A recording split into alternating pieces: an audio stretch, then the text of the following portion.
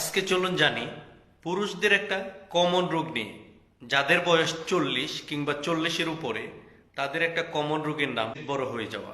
Prostate বড় হয়ে যাওয়ার পেছনে সবচেয়ে বড় যে কারণ, সেটা হচ্ছে আপনি আমার অবহেলা।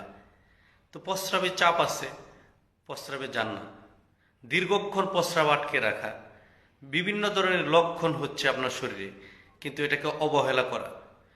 একটা গবেষণাতে দেখা গেছে যে নারীদের ক্ষেত্রে ডাক্তারের পরামর্শ নেওয়ার যে রেট, তার তুলনায় পুরুষদের ক্ষেত্রে অনেক কম। কারণ পুরুষরা প্রত্যেকটা লক্ষণকে অবহেলা করে থাকে।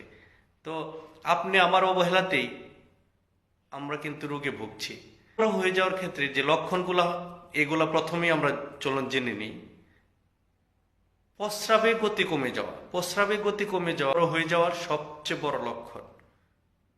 প্রস্রাব হওয়ার পরেও প্রস্রাবের চাপ থাকা, বারবার প্রস্রাবের চাপ হওয়া, প্রস্রাবের রাস্তায় ব্যথা করা, তল পেটে ব্যথা হওয়া,